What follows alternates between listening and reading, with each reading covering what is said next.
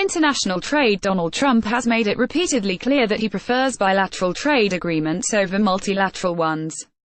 Since he took office, the U.S. president has stopped the United States' participation in negotiations over a Trans-Pacific Partnership (TPP) and put negotiations over a free trade deal between the U.S. and the European Union (TTIP) on hold.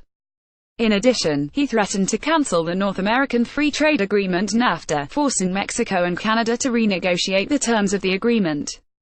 Meanwhile, America's competitors are continuing their efforts to reduce trade barriers between them. The European-Canadian Free Trade Agreement (CETA) went into effect in 2017, and 11 countries on both sides of the Pacific are continuing their efforts to establish a Trans-Pacific Partnership Agreement without the U.S.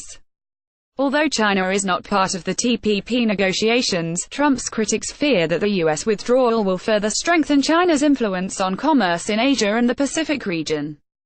Trump signed an executive order withdrawing the U.S. from the TPP. Read more. Opinion. Donald Trump's policies have fed China's rise as world power. Business and finance. Donald Trump's first year in office was a good year for shareholders and other investors in the stock market. The Dow Jones Industrial Index rose from 18,589 points on the day after Trump's election to more than 25,800 in mid-January.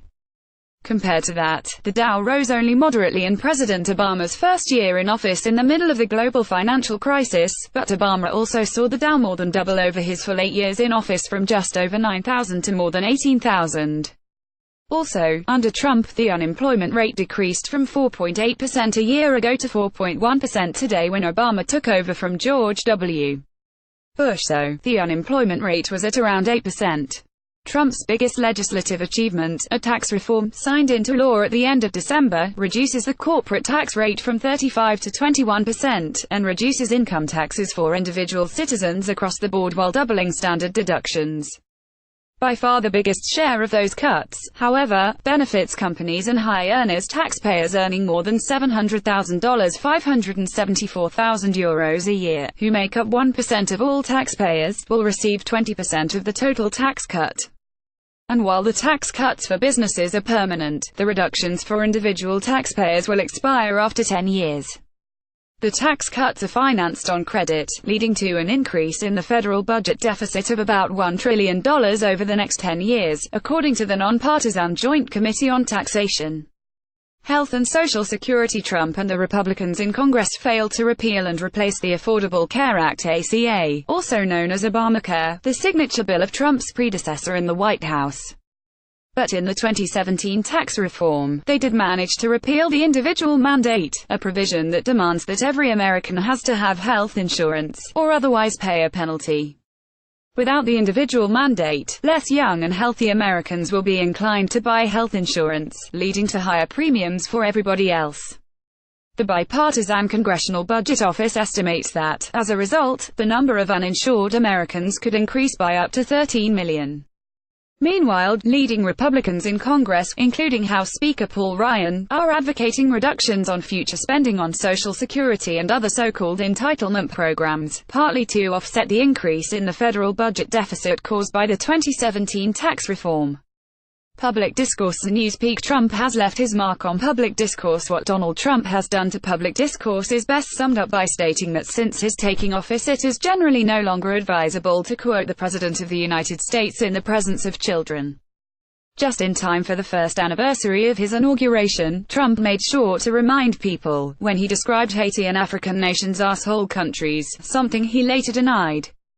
But it is not just the fact that the president has coarsened public discourse and routinely utters falsehoods at a staggering pace. According to the Washington Post, who tracks his remarks, he made more than 2,000 false or misleading claims since taking office, with one of his earliest erroneous claims concerning the crowd size following immediately after his inauguration. At least as disconcerting is the fact that the Trump administration has apparently shunned various words and phrases from public websites. According to a new report from the EDGI Environmental Data and Governance Initiative, an international group of researchers, climate is a key word that has been rephrased or scrubbed from Trump administration websites, especially from the pages of the Environmental Protection Agency (EPA). While the scrubbing of words like climate from government websites has been confirmed, media reports that other agencies like the Centers for Disease Control (CDC) have banned the usage of certain words have been denied by officials. Shrinking the government under Trump. The size of the federal workforce has been shrinking. At the end of September, according to official data, the U.S. government had 16,000 fewer permanent employees than at the end of 2016. Beyond reducing the number of permanent employees, the Trump administration has also still not filled many key governmental positions. In fact, according to the Nonpartisan Partnership for Public Service, which tracks the confirmation process, the Trump administration has still not filled 245 of 633 key positions that require Senate confirmation, among them such important posts as that of ambassador to South Korea. Appointment of judges probably one of the most lasting impacts, and certainly most irreversible since it is a lifetime position, of the Trump presidency is his appointment of Neil Gorsuch to the Supreme Court. At 50, which is young for a Supreme Court judge, the conservative Gorsuch will likely remain at and shape the highest court for years to come. But Trump's success at appointing conservative judges to the bench extends beyond the Supreme Court. Trump has also managed to get 19 additional top-level judges confirmed by the Senate, among them a record number of 12 circuit court judges, which will likely leave their judicial imprint on the country for decades to come. Foreign policy. While Trump continues to criticize NATO member states for not contributing enough, he has upped the money in American personnel dedicated to defend the alliance's eastern flank. Beyond Europe, Trump has engaged in what is widely viewed as a dangerous name-calling game with North Korea's leader regarding the country's rapidly advancing nuclear weapons program and Pyongyang's aggressive behavior. By recognizing Jerusalem as Israel's capital as well as charting a tougher course vis-a-vis Cuba and the Iran nuclear deal, Trump has reversed decades of U.S. foreign policy on the former and his predecessor's stance on the latter issues. Generally though, many observers find that the Trump administration, led by a president who is deeply unpopular in many parts of the world, still lacks a coherent foreign policy strategy. Read more. Donald Trump's presidency. Taking stock and looking ahead. Immigration. Trump's immigration policy has sparked protests across the country, with a number of illegal border crossings down by 40% at the US-Mexican border last year according to official figures, and an ongoing crackdown on undocumented immigrants by the Trump administration. Immigration is one of the issues where the president has had a deep impact, affecting tens of thousands of people in the US and around the world.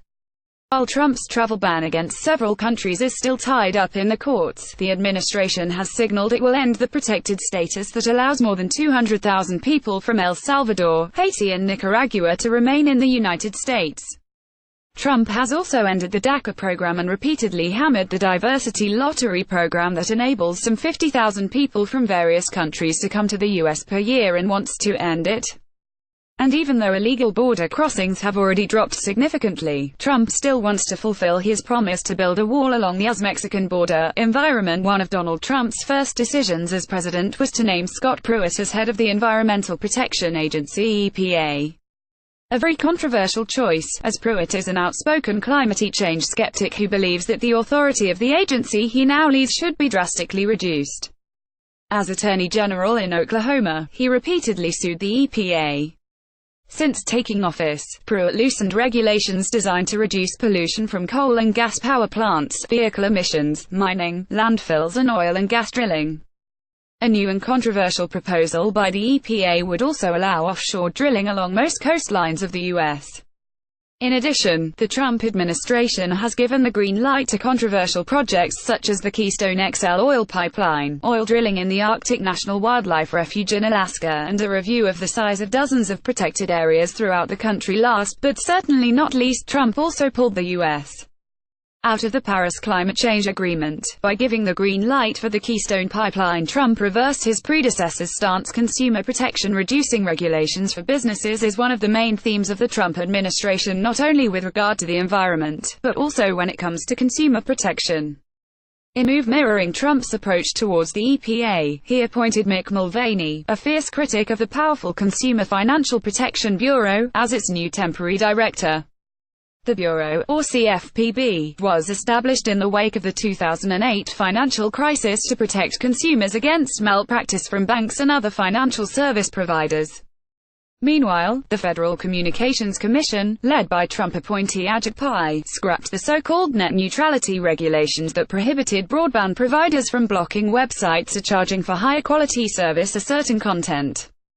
Pai argues that less regulation will increase competition, thus lowering prices for consumers and fueling innovation. But critics fear that broadband providers could favor big companies which can afford to pay for high-speed internet and better access for their products, while small businesses and startups would be disadvantaged, giving consumers less choice.